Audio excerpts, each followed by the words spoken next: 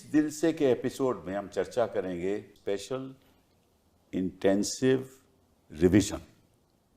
इसका क्या मतलब है? बिहार में चुनाव आने वाला है और इलेक्शन कमीशन ने ये तय किया है कि कई सालों से यहाँ बांग्लादेशी आ रहे हैं, नेपाल से लोग आ रहे हैं और जो हमारा इलेक्टोरल रोल है उसमें कई ऐसे लोग हैं जो नागरिक नहीं हैं। तो ये पता करना बड़ा ज़रूरी है और इसलिए हमें एक special intensive revision electoral roll की हम करेंगे। आपको मालूम होगा कि पहले जब भी चुनाव हुए, अभी 2024 में केंद्र के चुनाव हुए इसी इलेक्टोरल रोल के साथ, उसके बाद पहले असेंबली भी इलेक्शन हुए इसी इलेक्टोरल रोल से। तो कहने का मतलब ये है, तब तो बांग्लादेशी नहीं थे, तब नेपाली नहीं थे तो कोई फ़र्क नहीं पड़ता। लेकिन आज ऐसा लगता है कि बहुत ज़रूरी है पता करना कि जो ऐसे लोग हैं जो वोटर हैं और नागरिक नहीं हैं, उनको वोट का हक नहीं देना चाहिए। अब ये तय कौन करेगा? ब्लॉक लेवल ऑफिसर, कि उसको वोट का हक है या नहीं है। कैसे तय करेगा? क्योंकि वो तय करेगा कि ये एक शख्स जो वोटर है, जिसका इलेक्टोरल रोल में नाम भी हो सकता है या नहीं भी है, वो नागरिक नहीं है। अब क्या ब्लॉक लेवल ऑफिसर को ये अधिकार है या नहीं, इसके बारे में मैं संक्षेप में कुछ बताऊंगा। हमारा एक एक्ट है कॉल्ड द सिटीजनशिप एक्ट। उस सिटीजनशिप एक्ट के अंतर्गत जो भी 1950 के बाद पैदा हुआ है वो इस देश का नागरिक है। और अगर कोई भी 1987 से लेकर 2003 तक पैदा हुआ है और उसके एक माँ या बाप नागरिक हैं देश के, तो वो भी नागरिक है। और अगर कोई 2004 के बाद पैदा हुआ है और उसके माता या पिता नागरिक हैं, लेकिन माता या पिता, अगर माता नागरिक है तो पिता अगर इलीगल इमिग्रेंट नहीं है तो वो भी एक नागरिक है। अब ये तो सिटीजन एक्ट में लिखा हुआ है। अब जो नागरिक होता है उसका जो दर्जा है वो कौन देता है? केंद्र सरकार, हमारी स्टेट, कोई राज्य सरकार तो नहीं देती। मैं नागरिक हूँ या कोई और नागरिक है, वो केंद्र सरकार तय करेगी। और केंद्र सरकार नागरिक का दर्जा भी देती है और नागरिक का दर्जा वापस भी ले सकती है। कैसे? अगर मैं हिंदुस्तान का नागरिक हूँ और मैं किसी और देश का नागरिक बन जाऊँ तो निश्चित रूप से मुझे अपनी नागरिकता रद्द करनी होगी। वो सरकार करती है, वो स्टेट करती है। तो स्टेट नागरिकता देती भी है और वापस लेती भी है। क्या ये हक जो केंद्र सरकार को है, स्टेट को है, क्या ये हक एक नागरिक जो इलेक्टोरल रोल में उसका नाम शामिल है, जो नहीं भी शामिल है, क्या ये हक एक BLO ले सकता है? ये एक मामला है।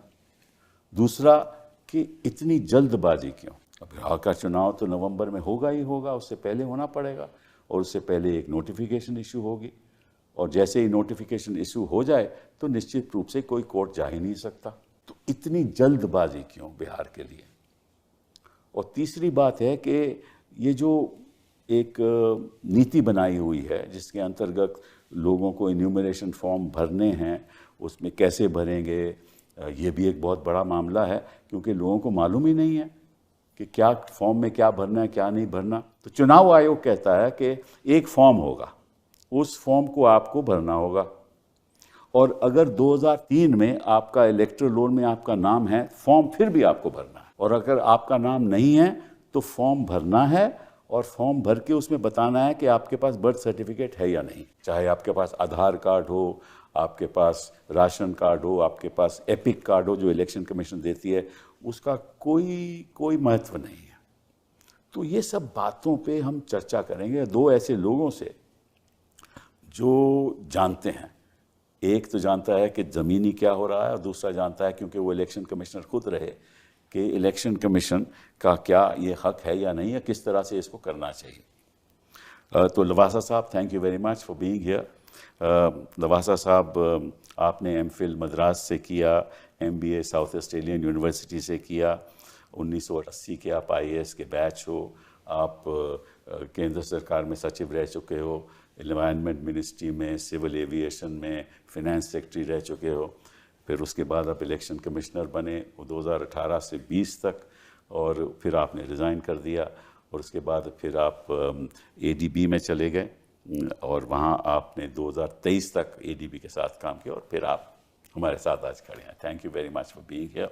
योगेंद्र जी, आपका क्या मतलब, क्या आप तो मतलब कि सेफोलॉजिस्ट भी हो, पॉलिटिकल साइंटिस्ट भी हो, सबसे अच्छी बात है आप JNU से पढ़े हुए हो, और 2004 से लेकर 2016 तक आप senior fellow of centre for studies of development society के सीनियर फेलो रहे, और आपने NCERT में जो किताबें लिखी गई उसमें भी आपका बड़ा योगदान रहा।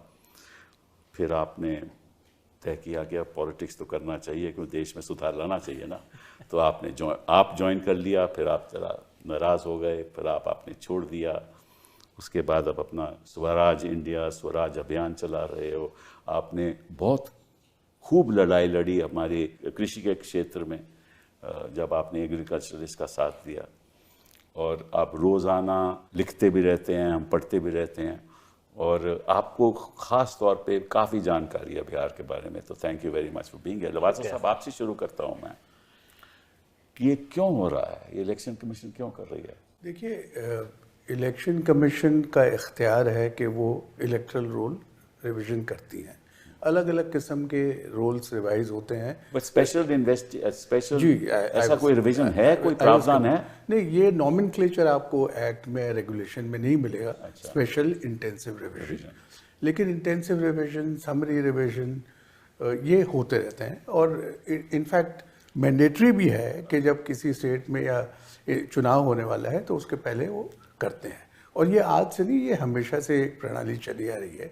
जो इंटेंसिव रिवीजन वाली आपने बात कही है, जैसे बिहार में इलेक्शन कमीशन के ऑर्डर खुद कहता है कि पिछला जो इंटेंसिव रिवीजन था वो 2003 में हुआ था, और ऐसा माना गया है इलेक्शन कमीशन में कि धीरे धीरे जैसे कंप्यूटराइजेशन ऑफ रिकॉर्ड हुआ, डिजिटाइजेशन ऑफ रिकॉर्ड्स हुआ, तो बार बार इस इलेक्टोरल रोल को रिवाइज करने की ज़रूरत भी है या नहीं, इसके ऊपर भी विचार कई बार इलेक्शन कमीशन में हुआ है। लेकिन ये जो इलेक्टोरल रोल रिवीजन की जो इस बार प्रक्रिया शुरू की गई है, इसमें जैसा आपने कहा कि 3 मुख्य मुद्दे हैं, वो कोर्ट ने भी इन्हीं मुद्दों को आइडेंटिफाई किया कि इख्तियार है आपका, प्रणाली क्या है, और समय ठीक है या नहीं। बिल्कुल बिल्कुल। तो इसमें देखिए, जो नागरिकता का मुद्दा आपने उठाया है, तो अब फॉर्चुनेटली या अनफॉर्चुनेटली हमारे देश में सिटीजनशिप एक्ट के तहत कोई एक सिंगल डॉक्यूमेंट किसी सिटीजन को नहीं दिया जाता। करेक्ट वो है, लेकिन ये बात आज की नहीं है, ये बात शुरू से यही सिस्टम है।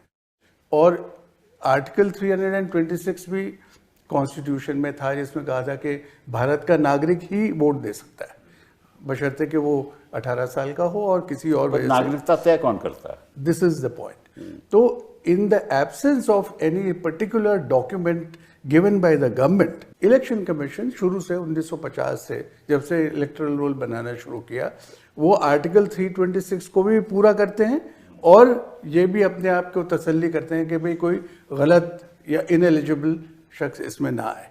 उन्होंने अपनी एक प्रणाली बना रखी है, जिसके तहत शुरू में 18 करोड़ वोटर्स थे, आज 99 करोड़ वोटर्स हो गए। तो ये जो नया सिस्टम इस बार शुरू किया है, ये अनप्रेसिडेंटेड है। अच्छा, अनप्रेसिडेंटेड क्यों? इस वजह से क्योंकि जो नागरिकता का प्रमाण देने वाली बात है, ये पहले किसी रोल में नहीं मांगी गई।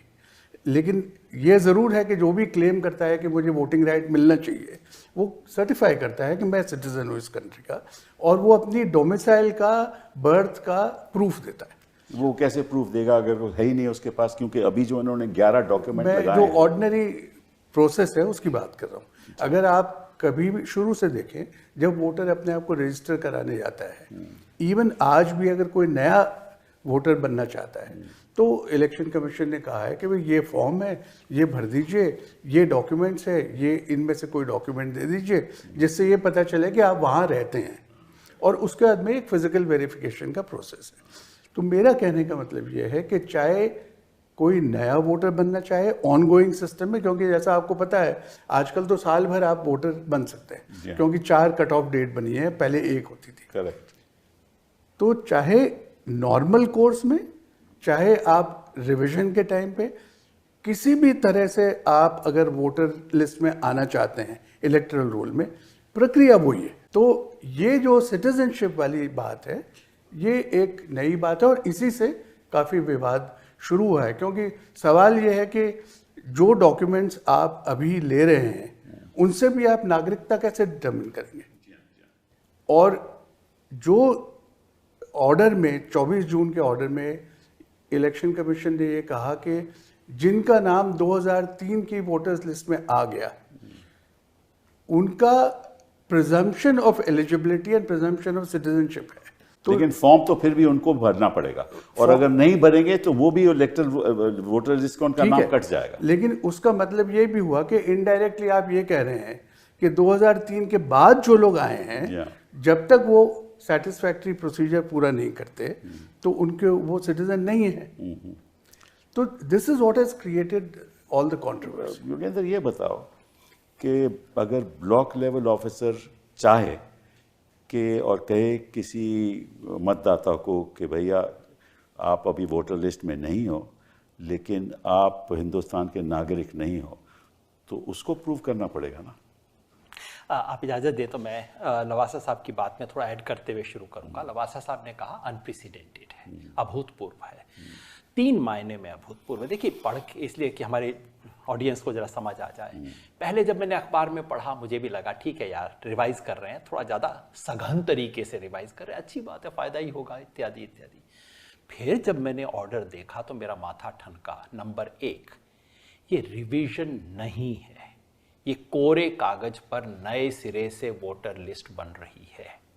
ऐसा कभी नहीं हुआ, 2003 में भी नहीं हुआ। ये बार बार कहते हैं 2003 में इंटेंसिव रिवीजन हुआ था। मैंने कोई उस ज़माने में इलेक्शन कमीशन में थे जिन्होंने प्राइवेटली मुझसे बात की, उन्होंने देखो 2003 में हमने कोई कोरे कागज़ पे नई लिस्ट बनाई थी, कंप्यूटराइजेशन जस्ट हुआ था, हम कंफर्म करना चाहते थे। तो हमने BLO नहीं होते थे उस ज़माने में, हमने ऑफिशियल्स को भेजा कि तुम कंप्यूटराइज प्रिंट आउट लेके जाओ, नीचे वाली लाइन खाली होगी, चेक करके दोबारा नोट कर लो, कोई मिस्टेक तो नहीं है। कोरे कागज़ पे नहीं लिखा गया था। पहली बार कोरे कागज़ पर इलेक्शन वोटर लिस्ट बन रही है, पहली बार चुनाव से 3 महीना पहले बन रही है। 2003 में नहीं हुआ था। पहली बार ओनस शिफ्ट हो गया। ये बहुत महत्वपूर्ण बात है जिस पे मैं कहना चाहता हूँ। आज तक हिंदुस्तान में, देखिए हम अमेरिका नहीं है, अमेरिका और हमारे सिस्टम में फंडामेंटल डिफरेंस है। अमेरिका में ये है कि तुम्हारी जिम्मेवारी है, अपना वोट डालो, रजिस्ट्रेशन करवाओ, नहीं करवाया तो ठन ठन गोपाल, नहीं मिलेगा तुम्हें। इसलिए अमेरिका में पिछले साल मैंने चेक किया, सिर्फ 74% लोग जो 18 साल से ज़्यादा उम्र के थे वो वोटर लिस्ट पे थे। अमेरिका में 1/4 लोग वोटर लिस्ट पे ही नहीं होते। हमारा सिस्टम अलग है। हमारे सिस्टम में सरकार की, इलेक्शन कमीशन की जिम्मेवारी है कि घर घर जाए, सबका नाम एनरोल करे। हमारे यहाँ पिछली बार 96% लोग थे वोटर लिस्ट पे, इतना फ़र्क है। पहली बार इस देश की हिस्ट्री में इलेक्शन कमीशन जिम्मेवारी वोटर के कंधे पे डाल रहा है। तुम अर्जी दो तो तुम्हारा होगा, नहीं दोगे तो नहीं होगा। लवासा साहब ठीक कह रहे हैं। अगर बनी हुई वोटर लिस्ट में मान लीजिए मैं कल चंडीगढ़ चला जाऊं, मेरे को चंडीगढ़ में नाम डलवाना है तो मैं अर्जी दूंगा, लेकिन नॉर्मली अगर मैं वहां रहता हूं मैं अर्जी नहीं देता। कोई मेरे घर आता है और मेरा नाम लिखता है। पहली बार हिंदुस्तान के इतिहास में ओनस शिफ्ट कर दिया गया है। और चौथी नई अनप्रेसिडेंटेड बात, पहली बार हर व्यक्ति से सबूत मांगा जा रहा है। सबूत 2 तरह के हो सकते हैं। अगर क्या सबूत मांगा जा रहा है जरा दर्शकों को जी बिल्कुल, आप समझिए। इलेक्शन कमीशन का जो ओरिजिनल ऑर्डर था वो बता देता हूँ और उसके बाद जो बदल रहे हैं वो भी बता देता हूँ कहानी। ओरिजिनल ऑर्डर कहता था कि अगर आपका 2003 की लिस्ट में नाम है, अब 2003 क्यों जादू की चीज़ है मुझे अभी तक समझ नहीं आया, कि 2003 की लिस्ट में नाम है तो आपको अपने लिए कोई प्रूफ देने की ज़रूरत नहीं है, बस सिर्फ 2003 की लिस्ट का जीरोक्स कॉपी लगा दीजिए। अगर आपका 2003 में नाम नहीं है और आपकी उम्र जैसा आपने बताया 1987 से 2003 के बीच में पैदा हुए हो, तो आप अपना तो लगाओ ही, अपने माँ बाप का बर्थ और प्लेस का सर्टिफिकेट भी लगाओ। ये बिल्कुल ऑर्डर में लिखा हुआ है। जी, सही है। और अगर आप 2004 के बाद पैदा हुए हो, अपना भी लगाओ, माँ का भी लगाओ, बाप का भी लगाओ। इलीगल इमिग्रेंट अगर नहीं है जी, मतलब आप सर्टिफिकेट लगाओ, नहीं लगाओगे तो इलीगल माना जाएगा, है ना। अब ये 3 चीजें मांगी, 3 तरह की कैटेगरी मांगी। अब रियलिटी में क्या हुआ, जब हुआ मैं तो पहले दिन मैंने कह दिया देखना अभी नोटबंदी वाला खेल होगा, क्योंकि हो तो सकता नहीं, आप भी जानते हैं। तो वोट बंदी है ना, ये मैंने कहा थोड़ी नहीं। इस वोट बंदी में नोटबंदी वाला खेल होगा कि अब देखना हर तीसरे दिन सर्कुलर आएगा इसको बदलने के लिए। लेकिन मैं गलत निकला साहब। मैंने सोचा था कि जैसे आरबीआई करता है ना, हर तीसरे दिन आरबीआई ने नोटबंदी में किया था, हर दुनिया जानती है, आज से ये नियम बदल गया, कल से ये नियम बदल। इलेक्शन कमीशन उससे भी आगे निकल गया साहब, उसने सारे नियम बदल दिए बिना कोई घोषणा के। पहले उन्होंने कहा कि जिसके माँ बाप का नाम 2000, अगर आपका 2003 में नहीं है लेकिन आपके माँ बाप का है, तो माँ बाप का बर्थ सर्टिफिकेट देने की जरूरत नहीं है, सिर्फ आप जीरोक्स लगा दीजिए 2003 का उनका। बात ठीक है, लेकिन कहीं नोटिफिकेशन नहीं है इसका, सिर्फ ये प्रेस रिलीज में कह दिया गया। दूसरा चेंज ये किया गया, जब उन्हें पता लगा कि तो हो नहीं सकता, तो दूसरा चेंज ये किया गया कि अभी आप सर्टिफिकेट मत लगाइए, सर्टिफिकेट बाद में लगा देना, अभी तो आप अपना पूरा फॉर्म भर के फोटो लगा के सिग्नेचर करके दे दीजिए, सर्टिफिकेट बाद में लगा देंगे। तीसरा चेंज ये हुआ कि आप फोटो भी मत लगाओ। ये बहुत इंपॉर्टेंट है सिब्बल साहब, अगर आपको फोटो भी नहीं लगानी तो दरअसल आपको भरने की जरूरत ही नहीं है। बीएलओ घर पे बैठ के सब भर सकता है, क्योंकि बीएलओ के पास सारी इंफॉर्मेशन तो पड़ी है, ऑलरेडी है। उसको दो चीजों की जरूरत है, आपकी फोटो और सिग्नेचर। सिग्नेचर तो आप जानते हैं कैसे बनते हैं इस देश में, है ना, और फोटो की जरूरत नहीं है। तो अब ये चौथे क्लैरिफिकेशन के बाद, अब ये परिवर्तन के बाद ये खेल शुरू हुआ कि अब बीएलओ बैठ के घर में बनाना शुरू कर दिया। और उसके बाद पांचवा भी हुआ है सिब्बल साहब, वो ये हुआ है कि पटना जैसे शहरों में, और बिहार के चीफ इलेक्टोरल ऑफिसर ने कहा है कि हाँ हमने शहरों में अलाउ किया है, जो इलेक्शन कमीशन वाला फॉर्म था उस फॉर्म को ही छोड़ दिया। तो कौन सा फॉर्म दे रहे हैं? एक मन का बनाया हुआ फॉर्म दे रहे हैं। देखिए, इलेक्शन कमीशन के गाइडलाइंस में क्लियरली था, आपके घर में बीएलओ आएगा, आपको एक फॉर्म देगा, उस फॉर्म पे एक नहीं दो, आपको दो कॉपीज दी जाएंगी फॉर्म की। उस फॉर्म पे आपका नाम होगा और आपकी फोटो जो कि वोटर लिस्ट में छपी हुई थी अब तक, वो फोटो छपी हुई होगी, आपको उस फोटो के साथ अपनी नई फोटो चिपकानी पड़ेगी। सही बात। अब पटना वगैरह में, और ये बिल्कुल ऑफिशियली कंफर्म्ड है, तमाम शहरों में अब वो फॉर्म बांट रहे हैं जिसमें कोई नाम नहीं है, कोई फोटो नहीं है, वो फॉर्म तो आप और मैं छपवा सकते हैं। तो ये 5 बदलाव तो उनके पास है ही, वो तो कोई भी कर लेगा साहब। तो 5 बदलाव हुए हैं। सिग्नेचर आप जानते हैं देश में कैसे होते हैं, और मैं वेट कर रहा हूं कि इनको अपलोड किया जाए। और मैं गारंटी से कहता हूं सिब्बल साहब, आपके शो पे कह रहा हूं, गंभीरता से कह रहा हूं, वकील का मामला है, कि आप एक गांव का मुझे दिखा दीजिए अपलोड करके, मैं आपके सिग्नेचर चेक करके आपको बता दूंगा ये फ्रॉड है। साधारण भाषा में कहूं, टोटल ये चल रहा है एकदम कागजी काम। चलिए मैं आपसे मतलब कि एक सीधा सवाल पूछता हूँ, ये क्यों फ्रॉड हो रहा है? अगर आपके हिसाब से फ्रॉड है, क्यों? देखिए, फ्रॉड इसलिए है सर कि मैं उन बेचारों को बिल्कुल दोष नहीं देता, ना मैं सीईओ को दोष देता हूँ, ना बेचारे बीएलओ को दोष देता हूँ। अगर दिल्ली में बैठ के आप तुगलकी फरमान निकालोगे और ऊपर से दिल्ली से फोन करोगे, अभी मेरे को नंबर दिखाओ, अरे नंबर क्यों नहीं बढ़ रहे हैं, तो भाई बेचारा बीएलओ क्या करेगा? आपने देखा होगा इंडियन एक्सप्रेस में रिपोर्ट छपी है, बीएलओ का मकसद होता है ना, इनका मकसद मंशा क्या है? मंशा ये बताइए ना इस बात। आप राजनीति पे सवाल पूछ रहे हैं, आप भी राजनीति में, मैं भी राजनीति में। क्यों नहीं? देखिए, महाराष्ट्र में और बाकी स्टेट्स में वोटर लिस्ट में हेराफेरी हुई, लेकिन वो परचून की हेराफेरी थी, पीछे के दरवाजे से हेराफेरी हुई, बढ़ा दी गई वोटें, वोट बढ़ी, किसी को पता नहीं लगा, ऑपोजिशन को भी पता नहीं लगा, रिजल्ट आने के बाद उन्हें पता लगा, पिछले दरवाजे से कर दिया। फिर उसके बाद ऑपोजिशन ने खूब शोर मचाया कि ये तो फ्रॉड हो रहा है। आप लोकसभा इलेक्शन और विधानसभा इलेक्शन के बीच में लगभग 50 लाख से ज्यादा वोट बदल गए, है ना। 40 नेट 40 थे, लेकिन मान लो 48 लाख बढ़े और 9 लाख कटे, मतलब कुल 56-7 लाख का हेराफेरी हो गई। ऑपोजिशन ने पंगा उठाया, बिहार पे अब अलर्ट हो गए। तो अब पिछले दरवाजे की चोरी तो हो गई है मुश्किल, तो उसका क्या तरीका है? अब आप फ्रंट डोर से कीजिए। ये फ्रंट डोर से वोटर लिस्ट पे कब्जा करने और चुनाव की चोरी करने का खेल है। अब आप कहेंगे ये खेल तो बीजेपी का होगा, बेचारा इलेक्शन कमीशन कहां से आ गया इसके बीच में? लवासा साहब, मैं कुछ नहीं कहता, मैं तो कोई भी व्यक्ति कहेगा, और ये बात टीवी के ऊपर लोग कहते हैं इलेक्शन कमीशन की स्वतंत्रता। मैं तो इतना ही कहूंगा कि जो भी है वो जीतना चाहते हैं चुनाव। सर मैं तो कहता इतना ही हूं, कह सकता हूं। जब टीवी पे मैं सुनता हूं अरे इलेक्शन कमीशन का फैसला है वो तो स्वतंत्र है, मुझे वो याद आता है कि खुशी से मर ना जाते अगर एतबार होता। करेक्ट, सही क्या क्या खेल हो रहा है आप बताइए। इलेक्शन कमीशन डिसीजन लेता है, बीजेपी के लोग जस्टिफाई करते हैं। कोर्ट में आप उस दिन हियरिंग हुई, जी हाँ, जी हाँ। कोर्ट में हियरिंग हुई, कोर्ट का फैसला आया, आधे घंटे में बीजेपी ने क्लैरिफाई करके स्पिन दिया और सारे मीडिया ने उस स्पिन को चलाया। ये हो क्या रहा है इस देश के अंदर? अभी आते वक्त मैं एक चुटकुला पढ़ रहा था, खराब है लेकिन इजाजत दीजिएगा। वो चुटकुला कहता है कि इलेक्शन कमीशन ने बीजेपी के साथ कोएलिशन नहीं किया है, ये बिल्कुल अफवाह है। इलेक्शन कमीशन ने तय किया है कि हम बाहर से सपोर्ट करेंगे। अब इस तरह के चुटकुले चल रहे हैं, आप बताइए क्या स्थिति हो गई। लवासा साहब, बिहार की स्थिति सोचिए आप कि जो लिटरेसी है बिहार में वो 61.8% है, नेशनल एवरेज 72.98% है। मतलब कि लोग वहाँ पढ़े लिखे नहीं हैं, पहली बात तो ये। वहाँ लोएस्ट पर कैपिटा इनकम है, कमाई लोएस्ट है पर कैपिटा।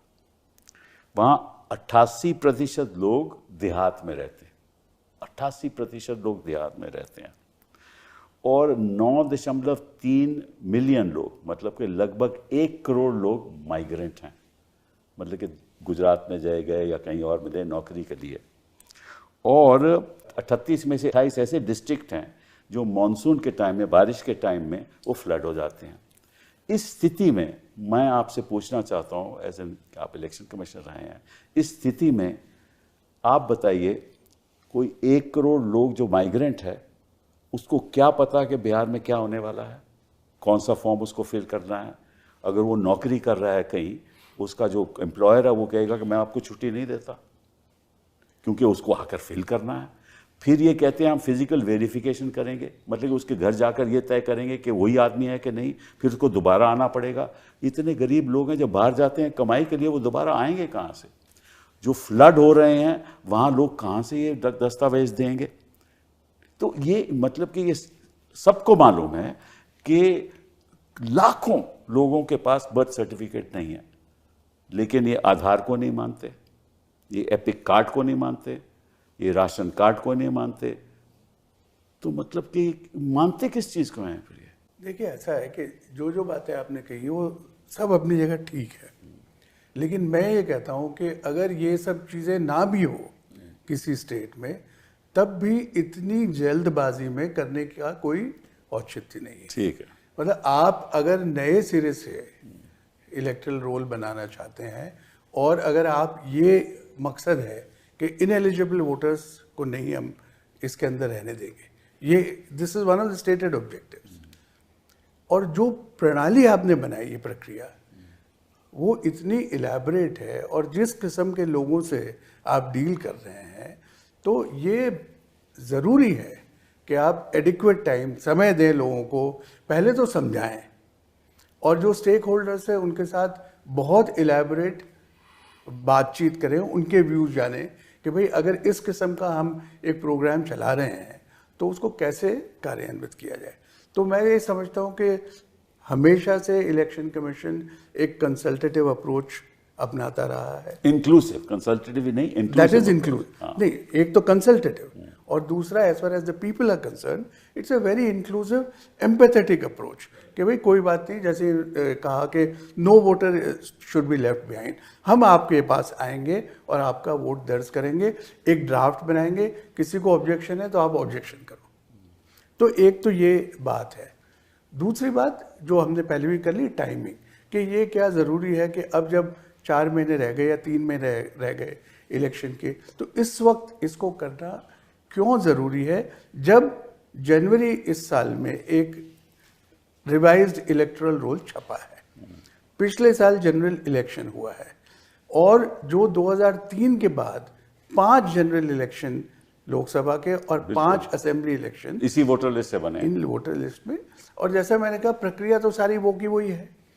तो ये कंसल्टेटिव अगर अप्रोच हो, जैसे आप पूरे देश में करना चाहते हैं, करिए बात, दीजिए टाइम लोगों को, समझाइए सबको अच्छी तरह।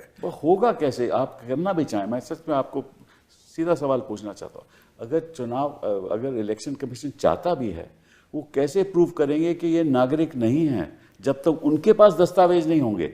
आप चाहें भी, सारे देश में करवाना चाहें, मैं कहता हूं कि साहब मैं यहाँ पैदा हुआ, मेरे पास बर्थ सर्टिफिकेट नहीं है, लेकिन मैं यहाँ पैदा हुआ, लेकिन वो कहेंगे साहब बट आप तो बांग्लादेश से आए, तो अगर कहेंगे बांग्लादेश से आए तो उनको बताना पड़ेगा ना कैसे बांग्लादेश से। मैं आपसे यही अर्ज कर रहा हूँ कि ये ऐसा एक पहले भी तो राष्ट्रीय स्तर पे कैसे करेंगे? असम में ये प्रक्रिया चल चुकी है, जी हाँ। वहां पे एक डी लिस्ट बनाई गई थी डाउटफुल वोटर्स की, तो उस वक्त भी यही हुआ था कि जिसके ऊपर भी थोड़ा संशय है, आपको संदेह है, उसका नाम डाउटफुल वोटर लिस्ट में चला जाएगा। तो उसका दो कॉन्सिक्वेंस हुए, एक तो यह होगा कि इमीडिएटली वोट नहीं दे सकता, जिसका नाम डी लिस्ट में आ गया वो वोट नहीं दे सकता। और उसके बाद जो एक्ट के तहत जो स्टेट ने एक मशीनरी बनाई है वो एडजुडिकेट करेगी कि भाई आपकी नागरिकता, तो सालों साल लग जाते हैं। नहीं लग जाते हैं, आज तक पता ही नहीं है कि कितने लोगों का एडजुडिकेशन हुआ है। और उसके बाद भी इनकंक्लूसिव है। तो अभी भी मुझे नहीं लगता कि पब्लिक डोमेन में ये इंफॉर्मेशन अवेलेबल है कि इतने लोग डी लिस्ट में आए थे और इतने लोगों का फैसला हो चुका है, इतने लोग वापस एडमिट किए जा चुके हैं। सो मेरा कहने का मतलब ये है कि अगर आप डाउट के बेसिस पे किसी को निकालते हैं तो वो है आपका इख्तियार, because even in the existing rules and regulations अगर कोई ऑब्जेक्शन करता है कि भाई ये इसकी नागरिकता वैध नहीं है, तो पहले तो वो प्रूफ देगा, पहले तो वो प्रूफ देगा। बिल्कुल। और अगर जो भी ईआरओ है उसको लगता है कि हाँ भाई ये जो डॉक्यूमेंट दिया गया है ये वाकई सस्पिशन रेज करता है, तो वो उसको रेफर कर देगा एमएचओ को कि भाई आप डिसाइड करो, बिकॉज इलेक्शन कमीशन नहीं डिसाइड करता। तो इतनी जल्दी डिसाइड कैसे होगा, क्योंकि वो तो केंद्र सरकार करने पड़ेगा। मैं वही अर्ज कर रहा हूँ। आप ये देखिए कि जब इलेक्शंस के टाइम पे जो आप नॉमिनेशन फॉर्म भरते हैं कैंडिडेट्स, या जो इनकम टैक्स रिटर्न या जो भी कुछ दस्तावेज देते हैं, the returning officer does not adjudicate on the veracity of that. That's correct. वो कहता है ठीक है आपने डॉक्यूमेंट दिया है, we rely on you, anybody wants to object can file objections, उसके बाद हियरिंग होती है। जो ये एक प्रिजम्पशन अटैच होता है हमेशा कि भाई आप कर रहे हो, आप अपनी जिम्मेदारी पे कर रहे हो, और ख़ास तौर से नागरिकता का इशू जिसके अंदर कोई है ही नहीं डॉक्यूमेंट। जी हाँ, जी हाँ। तो वो मैं क्या दूंगा आपको डॉक्यूमेंट? जितने भी बाकी डॉक्यूमेंट है ये आपका रेसिडेंस या डेट ऑफ बर्थ दिखा सकते हैं, डोमिसाइल दिखा सकते हैं। जी हाँ, बट डेट ऑफ बर्थ तो निकाल सकते हैं, लेकिन प्रूफ कैसे करोगे?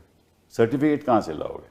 नहीं, मैं वही कह रहा हूँ ना, नहीं है लोगों के पास। और वो जो डेटा कई जगह छप भी चुका है, और फैक्ट भी ये है कि registration of deaths and birth, अच्छा बाय द वे मैं आपको एक चीज़ और बताता हूँ कि जो एग्जिस्टिंग सिस्टम है इलेक्शंस का और वोटर्स का, अगर registrar of deaths and births आपको ये एंटर कर लेता है कि भाई ये वोटर मर गया है, तब भी ईआरओ उसका नाम ऑटोमेटिकली नहीं काट सकता, क्योंकि जो सिस्टम है वो ये है कि चलो ठीक है भाई आपने बता दिया कि इसकी डेथ हो गई, तो लेकिन मैं तो नोटिस दूंगा। करेक्ट, सही मैं नोटिस दूंगा और मैं अपनी प्रक्रिया पूरी करूंगा, तब जाके आपका नाम डिलीट करूंगा। तो सिस्टम पूरा ऐसा बना हुआ है कि डिलीशन मुश्किल हो।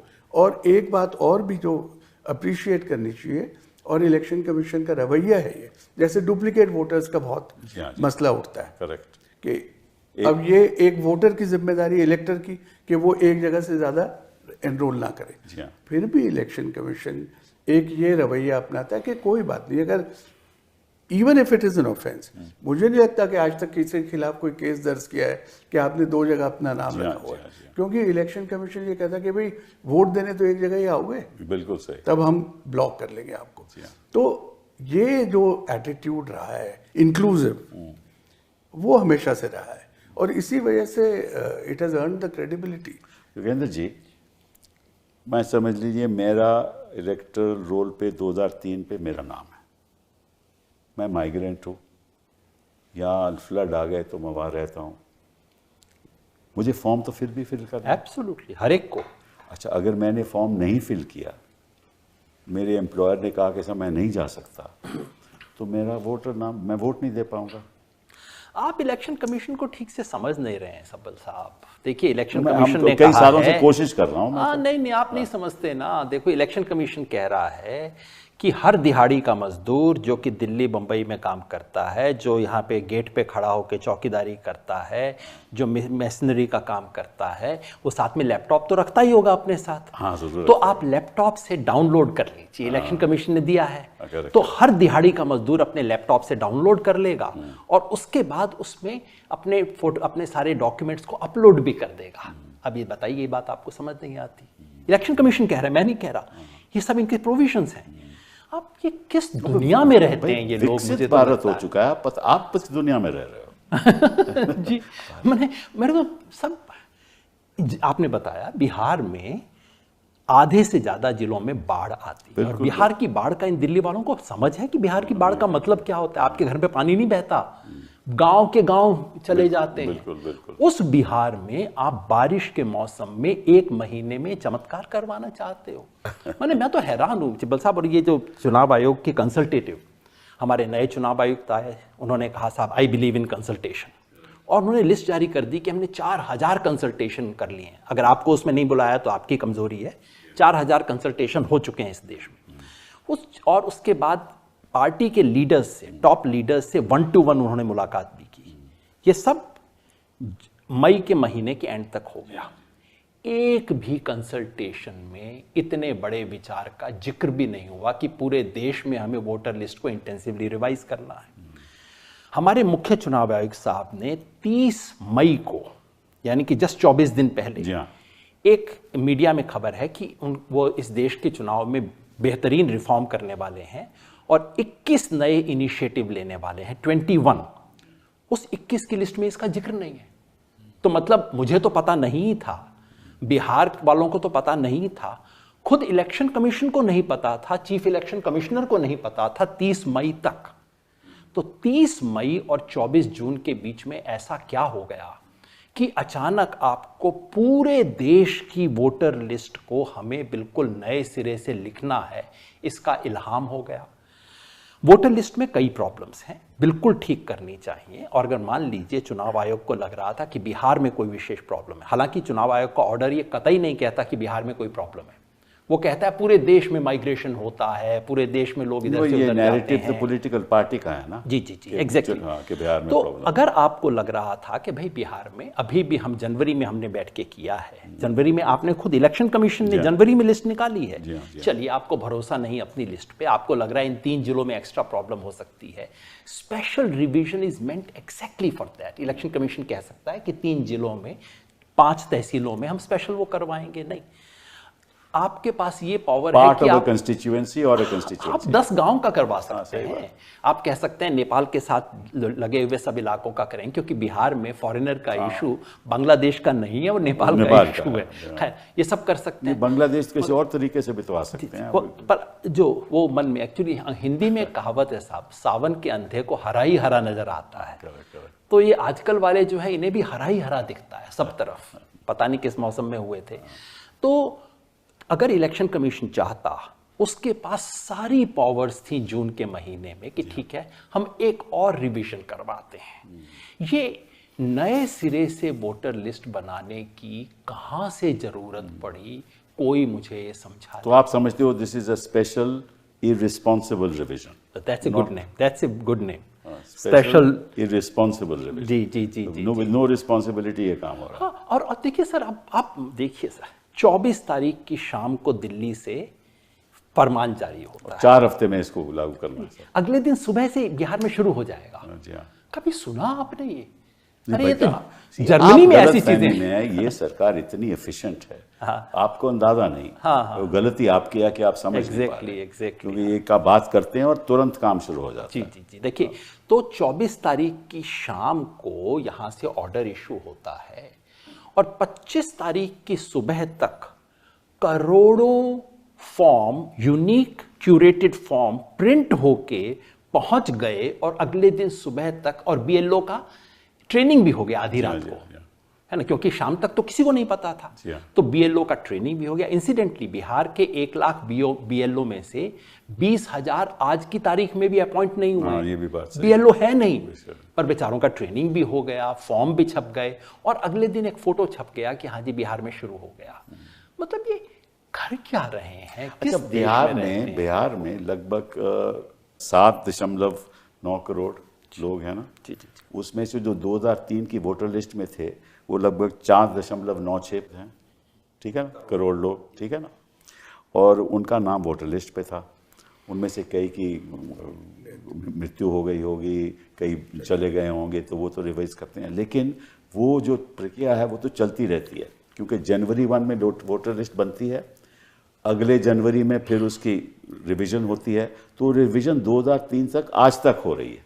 एब्सोल्युटली हो रही है ना। दैट मीन्स सालों साल वो रिवीजन होती है। तो आज के दिन वोटर लिस्ट है वो विद रिवीजन है जी। देखिए तो फिर दिक्कत क्या है?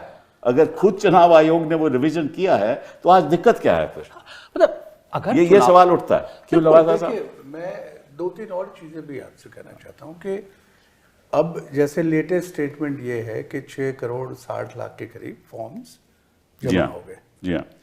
लेकिन अभी भी इस चीज की क्लैरिटी नहीं है 2 चीजों की। एक तो ये है कि उसके अंदर इंस्ट्रक्शंस में ये लिखा हुआ है कि BLO विल रिकमेंड। तो रिकमेंड का मतलब रिजेक्शन भी रिकमेंड कर सकता है और अफर्मेटिव रिकमेंडेशन भी सकता है। अगर फॉर्म के साथ डॉक्यूमेंट्स नहीं है तो मैं क्या रिकमेंड करूंगा, कैसे रिकमेंड करूंगा? एक चीज। दूसरी चीज ये है कि अगर जितने लोगों ने फॉर्म जमा किए और दस्तावेज नहीं दिए, तो अब से लेके या 1 अगस्त से लेके आइंदा 30 अगस्त तक उनको वो दस्तावेज देने हैं या नहीं देने हैं। अगर देने हैं तब तो we are where we were earlier, और अगर नहीं देने तो ERO कैसे फैसला करेगा कि भाई whether you fulfil the necessary conditions और नॉट? तो बिना दस्तावेज के तो वो फैसला कर ही नहीं सकता, तो दस्तावेज तो देने पड़ेंगे। तो अब फिर वो रिंगमेरोल फिर से शुरू होगा। और रही बात ये कि भाई अब सुप्रीम कोर्ट ने कहा है कि 3 को और कंसिडर करिए, तो चलिए अगर वो कंसिडर भी करते हैं, लेकिन मुझे ये लगता है कि इसके अंदर जो बेसिक इश्यूज हैं वो 2 हैं। एक तो ये है कि आप किस आधार पर ये कहते हैं कि 2 क्लास ऑफ इलेक्टर्स हैं, 2003 से पहले, 2003 के बाद, वो सिटीजन माने जाएंगे, आपको दस्तावेज देने पड़ेंगे। और फिर जो 2003 के बाद के जो वोटर्स हैं, इलेक्टर्स हैं, उनमें आप फिर एक 3 डिविजन्स कर देते हैं, 87 से पहले, 87 से 2004, 2004 के बाद। तो क्या ये सिस्टम हमेशा जारी रहेगा? ये प्रिजम्पशन ऑफ सिटीजनशिप क्या ये जारी रहेगा बाकी केसेस में भी? I think these are fundamental questions and you are a legal person. वो तो खैर हम कोर्ट में बहस करेंगे, वो तो अलग बात है। लेकिन आपसे मैं एक और बात पूछना चाहता हूँ कि ये जो दस्तावेज मांग रहे हैं, ये कहते हैं या तो आप अपनी आइडेंटिटी कार्ड दीजिए, पेंशन पेमेंट ऑर्डर, वो तो लगभग 20 लाख लोग हैं सारे बिहार में, सरकारी कर्मचारी के पास होता है, सरकारी कर्मचारी, पेंशनर भी जोड़ फिर दीजिए। कहती है कि आप गवर्नमेंट ऑफ इंडिया का कोई डॉक्यूमेंट दीजिए, जो सर्टिफिकेट दीजिए। नहीं सर, पूरा नहीं, गवर्नमेंट ऑफ इंडिया का ऐसा सर्टिफिकेट दीजिए जो कि 1987 से पहले इशू हुआ। हाँ, बिल्कुल बिल्कुल। आप अपनी जेब में लेके चलते हैं। 1 जुलाई 1987 आपने आर्काइव खोल रखी है 87 से पहले का सर्टिफिकेट। फिर आप बर्थ सर्टिफिकेट दीजिए issued by an authority. Bihar में 2.8% लोगों के 7 लाख लोगों के बर्थ रजिस्टर हुए हैं फ्रॉम 2007 टू 2025। रजिस्टर होने से भी आपको सर्टिफिकेट नहीं मिलता। हाँ, रजिस्टर तो सरकार के दफ्तर में। बिल्कुल बिल्कुल। इसको नेशनल फैमिली हेल्थ सर्वे ने चेक किया था बिटवीन 2001 एंड 2005, जो कि रेलेवेंट पीरियड है हमारे लिए। उसमें सिर्फ 2.8% लोगों के पास बर्थ सर्टिफिकेट था। उस कैटेगरी में ना आप हैं, ना मैं हूं, ना पॉसिबली आप हैं। फिर कहते हैं या तो पासपोर्ट हो, 2.4% लोगों के पास पासपोर्ट है, 2.4, या मेट्रिकुलेशन सर्टिफिकेट हो, ग्रेजुएशन सर्टिफिकेट हो। तो इसमें तो कितने ही ड्रॉप आउट्स होते हैं। मैं तो मंत्री भी रहा हूँ, मतलब कि सैकड़ों लोग ड्रॉप आउट कर जाते हैं। ले दे के देखिए, ले दे के एक ही सर्टिफिकेट सबसे बड़ा है, वो है मैट्रिक वाला। इसके बारे में वैसे तो लोगों ने 14-15% का आंकड़ा दिया है, मेरे ख्याल से वो ठीक नहीं है। वो बिहार के एक सर्वे से है, वो ठीक नहीं है। अगर हम 20 से 40 उम्र वालों को देखें, क्योंकि 40 से ज़्यादा वालों का तो 2003 में ऑटोमेटिकली नाम आ जाएगा, तो मैं बिल्कुल प्रिसाइज देखने की कोशिश कर रहा हूँ। 20 से 40 साल की उम्र वालों में ये 40% के करीब है। ठीक है, 40 मैंने मान लिया। और ये देखिए इस 40 में आपका पासपोर्ट भी आ गया, करेक्ट, उसमें आपका सरकारी नौकरी भी आ गई, उसमें कास्ट सर्टिफिकेट भी आ गया, क्योंकि बिना मैट्रिक वाला कास्ट सर्टिफिकेट लेने जाएगा ही नहीं। सही बात। तो सारे आपके कवर हो गए। बाकी 60% का क्या होगा? फिर forest right certificate, sir forest right 1.6% आदिवासी को मिलता है। बिहार में आदिवासियों की पॉपुलेशन 1.3% है, और बिहार में आज तक केवल 913 केसेस में पट्टा दिया गया है, 913 आउट ऑफ 8 करोड़। फिर ओबीसी, एससी एंड एसटी, इसका भी एस्टिमेट हो चुका है जी। बिहार में एसटी का तो कोई मतलब ही नहीं है। ओबीसी, एसटी में अप्रोक्सीमेटली 38% के करेक्ट, एंड एससी में 20% के पास है, अपर कास्ट 16%। अति सर ओबीसी में 16 है। तो टोटल तीनों को मिला दें तो टोटल बिहार का 16% है। बिहार में टोटल 16% के पास कास्ट सर्टिफिकेट है, और जैसे मैंने कहा कास्ट सर्टिफिकेट वही लेगा जिसने मैट्रिक की होगी, नहीं तो कोई लेगा ही क्यों।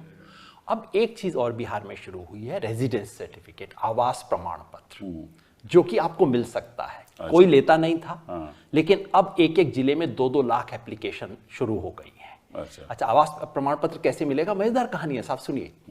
आवास प्रमाण पत्र आपको क्या दिखा के मिलेगा? आधार कार्ड। अच्छा। तो आधार कार्ड दिखा के आप आवास प्रमाण पत्र ले आइए, वो वैलिड है, पर आप आधार कार्ड दिखाएंगे तो इनवैलिड है। अब देखिए, I mean what farce the whole thing is. तो फिर बट सिंपल साहब, एक again because you are a legal person, तो क्या ये माना जाए कि जो इलेक्टोरल रोल में आ गए after this, they are deemed to be citizens and no question can be raised about them? नहीं, not at all. Then the why the problem is the following, कि ये हक केवल as I said to you सरकार, केंद्र सरकार का है। ये कोई राज्य सरकार तो इसको क्वेश्चन कर नहीं सकती, ना इलेक्शन कमीशन क्वेश्चन कर सकती। कोर्ट ने साफ कहा कि भाई आपका काम नहीं है, आप क्यों कर रहे हो। अच्छा, जो क्वेश्चन करेगा उसको दस्तावेज देने पड़ेंगे कि ये आप नागरिक नहीं हो।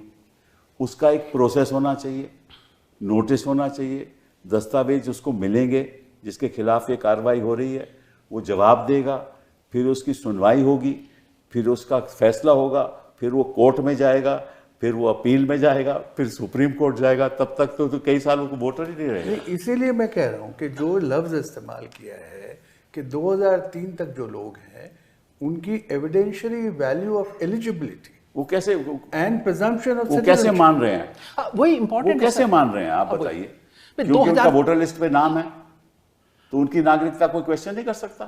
सर 2003 में ऐसी क्या जादुई चीज हो गई थी जो 2003 में कोई सर्टिफिकेट नहीं मांगे गए थे, कोई सिटीजनशिप का टेस्ट नहीं था। अब ये है 2003 में आपने ऐसा क्या काम कर दिया जिससे 2003 की लिस्ट तो ठीक है और 2007 की लिस्ट ठीक नहीं है, 2010 की लिस्ट ठीक नहीं है, क्योंकि 2003 में कोई डॉक्यूमेंट नहीं मांगा गया, कोई सिटीजनशिप का टेस्ट नहीं हुआ, बिल्कुल रूटीन रिवीजन था जैसे बाकी, बस उसका नाम इंटेंसिव समरी रिवीजन हर साल उसका नाम इंटेंसिव था, बाकियों का नाम समरी था। एक और इंपॉर्टेंट बात है सर, और वो आपने खुद सुप्रीम कोर्ट में उठाई थी।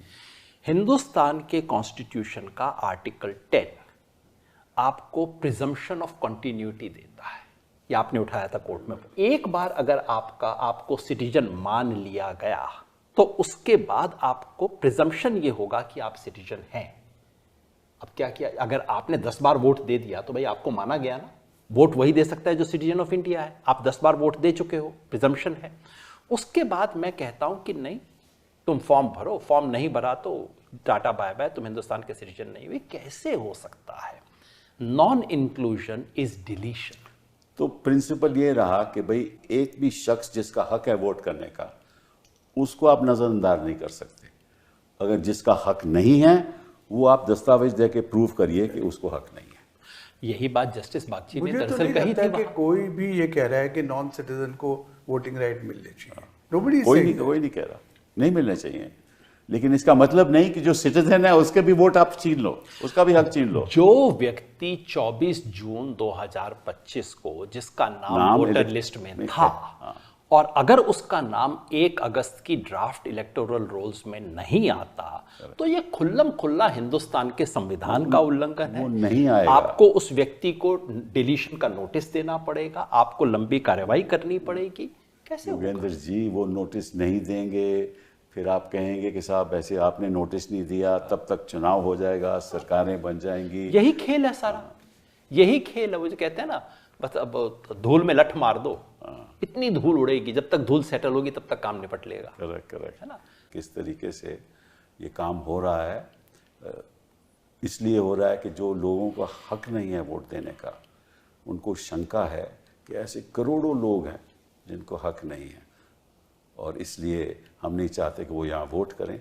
एक छोटी सी बात आपसे दोनों से पूछना चाहता हूँ, जो ख़ास तौर पे माइनॉरिटी के लोग हैं, वो तो फॉर्म भरने में भी डरेंगे कि अगर हमने भर दिया तो कहेगा ये तो हिंदुस्तान का नागरिक नहीं है, तो भरेंगे ही नहीं।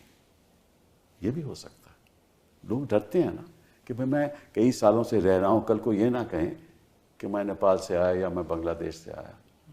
ये भी एक भय है लोगों के मन। 3-4 कैटेगरी का खास भय है। माइनॉरिटी का आपने जिक्र किया, महिलाओं की आप स्थिति देखिए, you know it's a double whammy for women. एक तो मैट्रिक, क्योंकि ले दे के खेल मैट्रिक का है, मैट्रिक में बिहार में औरतें पुरुषों से 12-15% पीछे हैं। नंबर 2, औरत से कहा जा रहा है, जिस औरत का नाम 2003 की लिस्ट में था, 18, 19, 20 साल की थी, शादी हो गई, इधर आ गई, उससे कहा जा रहा है तुम साबित करो कि तुम्हारा 2003 की लिस्ट में नाम था। जो उसके बाद है उससे कहा जा रहा है कि तुम ये साबित करो कि तुम्हारे माँ बाप का नाम था। वो कहती है मैं सास ससुर का सर्टिफिकेट दे दूंगी, कहते हैं ना मायके से तुम ये लेके आओ कि तुम्हारे माँ बाप का नाम 2003 में था। तो औरतों के खिलाफ है, माइग्रेंट लेबर का तो आपने जिक्र किया ही, उन सब के खिलाफ है। तो ये ले दे के हिंदुस्तान के इतिहास में डिसएनफ्रेंचाइजमेंट की सबसे बड़ी मुहिम है। एंड सिब्बल साहब, this is exactly what happened in the US in the 19th century. क्योंकि कानून ये बन गया था कि आपको ब्लैक लोगों को वोट तो देना पड़ेगा, पर वोट कोई देने नहीं चाहता था। तो क्या किया, एजुकेशन क्वालिफिकेशन, प्रॉपर्टी क्वालिफिकेशन, ये डॉक्यूमेंट लाओ, वो पूरी दुनिया में डिसएनफ्रेंचाइज करने का फॉर्मूला ही यही है कि डॉक्यूमेंट लाओ। वही खेल हो रहा है। इसलिए मेरा अर्ज है, बिहार में तो देखिए ये हो नहीं सकती एक्सरसाइज। बिहार में तो ले दे के कुछ रिलीफ मिलेगा ही, क्योंकि इस तरह का ये फर्जीवाड़ा जो चल रहा है तो रोकना ही पड़ेगा कहीं ना कहीं। लेकिन मामला सिर्फ बिहार का नहीं है, नहीं, मामला ये तो पूरे देश का है। और इस एक्सरसाइज को एनल करना होगा, क्योंकि अगर नहीं होती तो हिंदुस्तान में यूनिवर्सल चुनाव में हिस्सा लेने का मतलब ही क्या है? कभी अब तो फिर तो राजनीतिक दलों को कहना चाहिए ठीक है, आप ऐसा ही करना चाहते हो तो कर लीजिए। ऑनेस्टली मैं तो ये कहना चाहूंगा दलों को। तभी मैं ये कह रहा था कि इस प्रक्रिया में इतनी पेचीदगी है कि जब तक आप लोगों से सलाह मशवरा करें तब आपको ये सारी चीजें समझ में आएगी, और तब आप समय देके इस चीज को करिए। क्योंकि उद्देश्य तो आपका जो आपने कहा है वो ठीक है, मैं समझता हूँ कि ये चीज हो ही नहीं सकती। आप समय दो भी, आप कैसे करोगे? एक चीज मैं और कहना चाहूँगा, लवासा मैं एक छोटा सा डिसएग्रीमेंट कहूँ, आप अनुमति दें तो। अगर आपके पास 4 साल भी हैं तब भी आप ये मत कीजिए, क्योंकि इसमें 2 प्रिंसिपल मेरी प्रॉब्लम है। आप ओनस वोटर पे नहीं डाल सकते। नहीं, मैं ये नहीं कह रहा जी। देखिए, जो पर्पस इन्होंने लिखा है उसके अंदर, उसमें एक पर्पस लिखा है कि इनएलिजिबल वोटर को निकालना है। ये वाली बात नहीं लिखी है कि फलाने जगह में कोई माइग्रेंट आ गए हैं, ये सब नहीं लिखा हुआ।